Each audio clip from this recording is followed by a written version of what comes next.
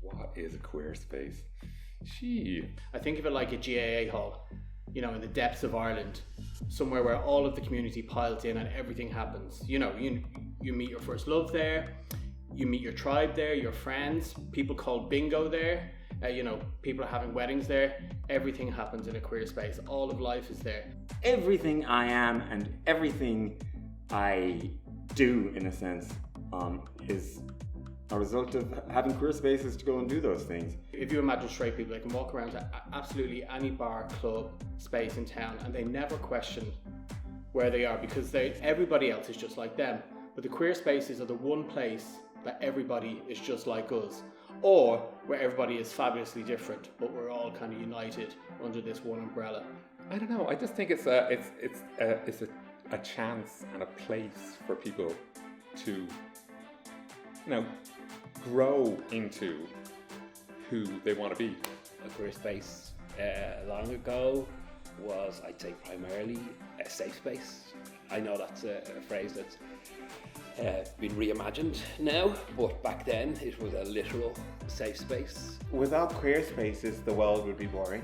It would be less colourful, and a lot of the trends that we see in fashion, in music, in dancing, in many other things, they wouldn't be here if it wasn't for queer spaces.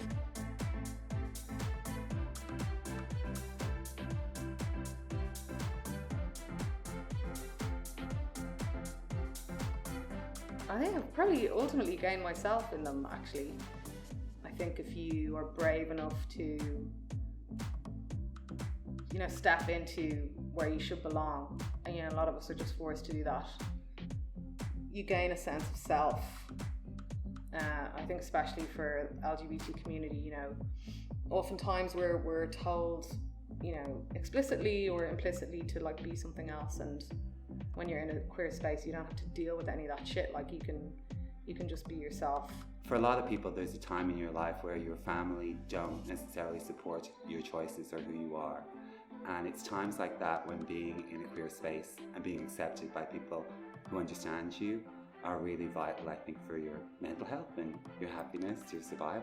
For me, and I guess so many of my friends, you know, certainly in the late 90s, early 2000s, we were really running away from the suburbs.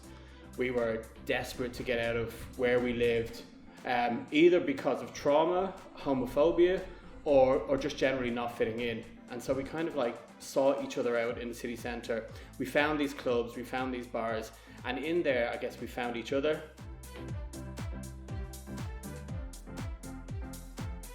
I've gained a vast sense of knowledge on what it is to be your most genuine form of yourself.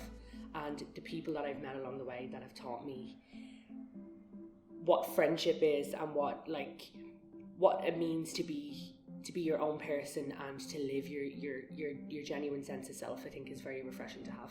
It's that sense of belonging, you know, that sense of being part of a queer family. If that's a cliche, give me that cliche, you know, I'll run with that. I mean, what we gain from it is, I suppose, a sense of ourselves. A sense of belonging, a sense of just togetherness, and again, back to that, a sense of safety, and you know, you can gain a hell of a lot from that as a person, your own personal development.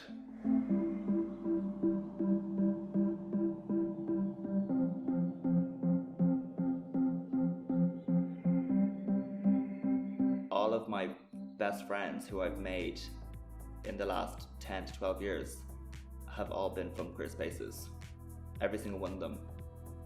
And it's crazy to think that, like, if we didn't have a queer space, where would I be, or where would the friends that came and shaped our lives, where would they be today, and where would they come into our lives? What have I gained from queer spaces? I have gained, you know, hundreds of friends and the odd cold sore.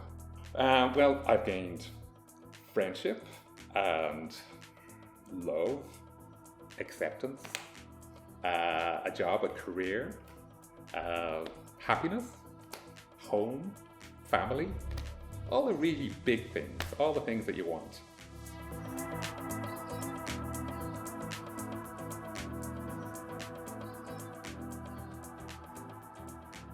I've learned a lot about myself and I've grown as a person. And I think like those queer spaces have played a huge part into who I am as a person and my identity, and the support that I get from there, you know, from the queer spaces makes me feel like, you know, I'm doing something right and what I'm doing is correct, you know, and I've gained happiness most of all. I feel like queer spaces are where I've met my closest friends, where I've met my chosen family. I've been working on the queer scene now for over 10 years, so it just feels like kind of our natural state of being. We can come here, we can be ourselves. There's nobody, you know, you don't have to look over your shoulder, you can hold your partner's hand, you can kiss your partner without worrying about any of the things you might worry about in the outside world. You kind of know you're with your people and your tribe, and you're safe. We talk about logical family, which is kind of the family that you create yourself, and they were all made in queer spaces. And so that was kind of really transformative as a young person to go there and just find your people. Being that kind of person that thought I had to fit into a heteronormative type of society, it was very refreshing to walk into a queer space and know that I had found this sort of place and I was surrounded by these people that didn't really care about who I was or what I represented or the way I was trying to find myself as a person. And I think being in a queer space has allowed me to meet loads of new people that have those same goals and aspirations when it comes to trying to figure out who they are and where they fit into society.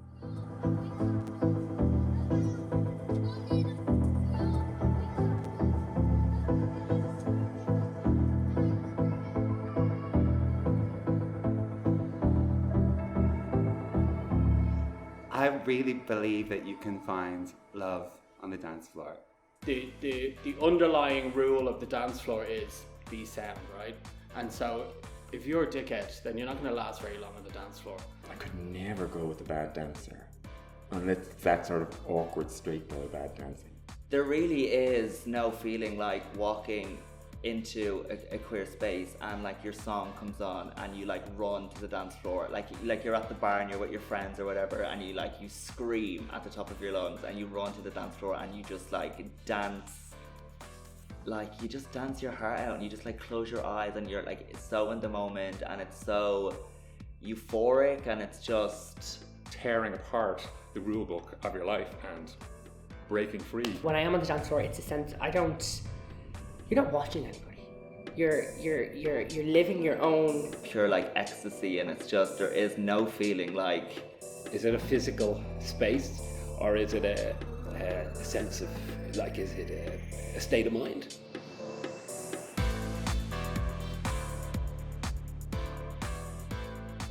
There's the flirtiness of the dance floor too, which I spent my 20s and 30s doing. That is so exciting. Today, we're all being forced online. Things are, you know, people's kind of value systems are being built on Twitter. You're either this or you're that, and everything happens in 140 characters.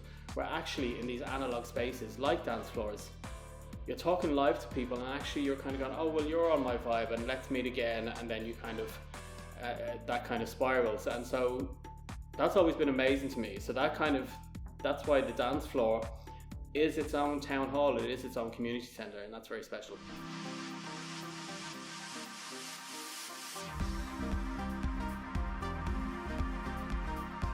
In Mother, you feel like people are almost guiding you through the crowd, you know what I mean? Whereas in other clubs, sometimes it's kind of like, who are you, kind of shuffling past you. Whereas that's one of my favourite memories from Mother, is that like, it's almost like as if you're nearly being guided to where you want to go, but very much having to push your way through. But just that closeness, I guess. I miss it. I don't want to cry because it's so emotional to think about. And it's, you know, a chance to escape from maybe families and society and work and all those things that are quite, you know, have like very firm strictures and structures that tell you how to exist. And it's a chance to get away from all that and, you know, be the butterfly that you're bound to be.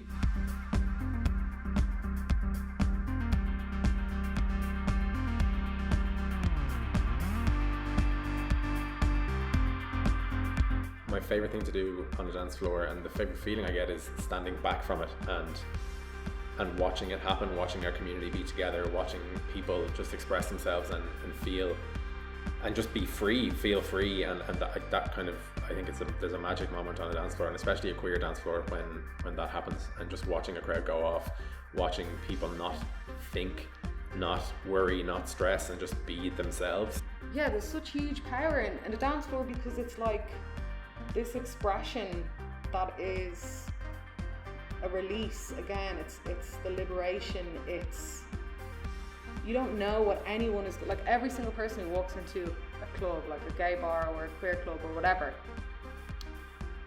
something has happened to them that day, like something good or something bad, or like that month, and all of it is for the most part unspoken, unless you're having some like D&M with your friend or something. But you know that you can let that go in a particular space, where there's loud music and where there's people around you, and everybody lets it go and everybody kind of takes it in, and that's that feeling.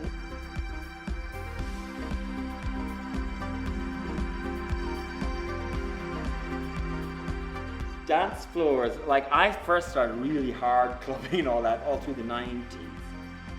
And I made friends on dance floors with, straight boy white van drivers. The kind of people that I would never have been, any reason to normally interact with or anything. And the idea that we would have become friends would seem nutty.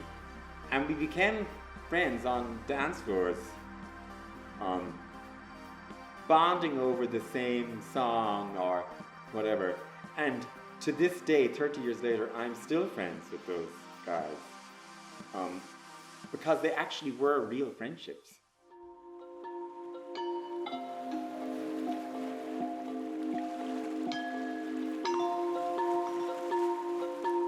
In Ireland, traditionally we have a young population that emigrates, and even a greater number of gays emigrate. And so at Christmas in Mother, you get the diaspora coming home en masse. So you get this kind of incredible selection box of gays who no longer care what Dublin or Ireland think about them. So they're there to party like it's the apocalypse. And Christmas in Mother, it's like, what's that phrase? Whatever happens on tour stays on tour. Whatever happens in Mother at Christmas stays at Mother at Christmas. If you spent a lot of time in Mother, as I have over the last however many years, you probably get a pretty good sense of what's going on, socially and culturally, not just in the queer scene or LGBT community, but just generally a very eclectic bunch of people, be that politicians or, art students or older dykes, baby gays, mad clubbers, or, straight up, corporate folk. Last year, Love Sensation was really something else. That blew my mind.